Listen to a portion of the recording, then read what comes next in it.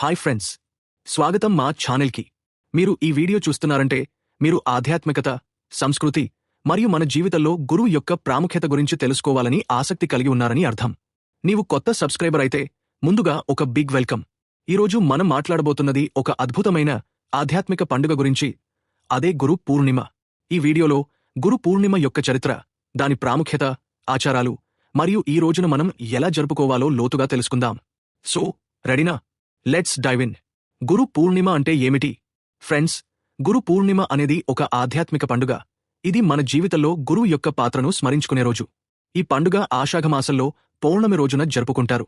ఈ రోజు గురువును గౌరవించడానికి, వారి బోధనలను గుర్తు చేసుకోవడానికి మరియు వారి ఆశీర్వాదాలను పొందడానికి ఒక ప్రత్యేకమైన సందర్భం. గురు అంటే ఎవరు? గురు అంటే కేవలం టీచర్ కాదు ఫ్రెండ్స్. గురు అంటే అజ్ఞాన అంధకారాన్ని తొలగించి జ్ఞాన దీపాన్ని వెలిగించే వ్యక్తి. గురు పూర్ణిమ చరిత్ర. గురు పూర్ణిమ చరిత్ర చాలా ఆసక్తికరమైనది. ఈ పండుగకు రెండు ముఖ్యమైన చారిత్రక సంఘటనలు ఆధారం. మొదటిది, ఈ రోజున మహర్షి వేదవ్యాసుడు జన్మించాడని చెబుతారు. వేదవ్యాసుడు మహాభారతం, పురాణాలు మరియు వేదాలను సంకలనం చేసిన గొప్ప గురువు. అందుకే ఈ రోజును వ్యాస పూర్ణిమ అని కూడా పిలుస్తారు. రెండవది, బౌద్ధ సంప్రదాయంలో ఈ రోజు గౌతమ బుద్ధుడు తన మొదటి ఉపదేశాన్ని ఇచ్చిన రోజుగా జరుపుకుంటారు. బుద్ధుడు సారనాథ్లో తన 5 శిష్యులకు ధర్మచక్ర ప్రవర్తన సూత్రాన్ని బోధించాడు. ఈ రెండు సంఘటనలు గురు పూర్ణిమను ఒక పవిత్ర రోజుగా మార్చాయి. గురువు యొక్క పాత్ర. ఫ్రెండ్స్, మన జీవితంలో గురువు ఒక దీపస్తంభం లాంటివాడు.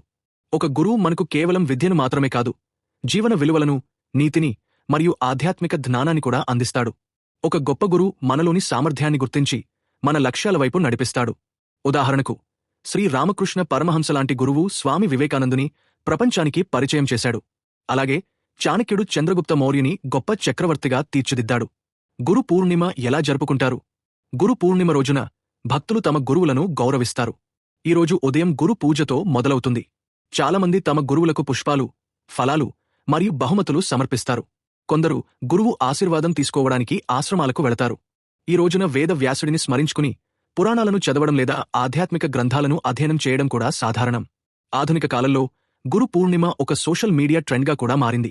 హాష్ట్యాగ్ గురు పూర్ణిమతో ఎన్నో పోస్టులు, కోట్స్ మరియు వీడియోలు సోషల్ మీడియాలో వైరల్ అవుతున్నాయి. ఈరోజు మన జీవితంలో గురువు యొక్క పాత్రను గుర్తుచేస్తుంది. గురు పూర్ణిమ యొక్క ఆధ్యాత్మిక ప్రాముఖ్యత. ఫ్రెండ్స్, గురు పూర్ణిమ ఒక ఆధ్యాత్మిక యాత్ర.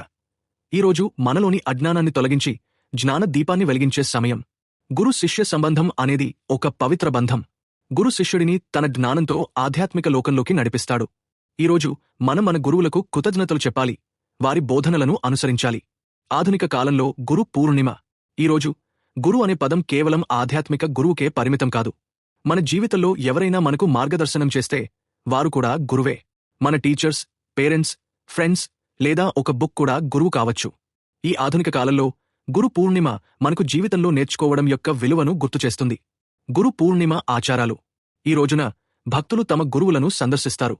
గురు పాదాలకు నమస్కరించి వారి ఆశీర్వాదాలను తీసుకుంటారు. కొన్ని చోట్ల గురు పూజ కార్యక్రమాలు, భజనలు మరియు ధ్యాన సమావేశాలు జరుగుతాయి. ఈరోజు దానధర్మాలు చేయడం కూడా శుభప్రదం. ముగింపు.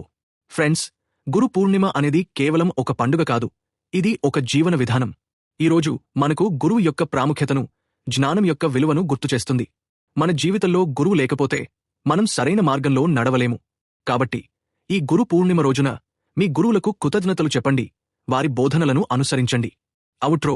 ఫ్రెండ్స్, ఈ వీడియో మీకు నచ్చినట్లయితే తప్పక లైక్ చేయండి, షేర్ చేయండి మరియు మా ఛానల్ని సబ్స్క్రైబ్ చేయండి. బెల్ ఐకాన్ని క్లిక్ చేయడం మర్చిపోవద్దు, ఎందుకంటే మీరు మా కొత్త వీడియోలను మిస్ కాకూడదు. మీకు గురు పూర్ణిమ గురించి ఏమైనా అనుభవాలు ఉంటే కామెంట్స్లో షేర్ చేయండి. మీ అభిప్రాయాలు మాకు చాలా ముఖ్యం. మళ్ళీ కలుద్దాం ఒక కొత్త వీడియోతో. అప్పటివరకు టేక్ కేర్. By by.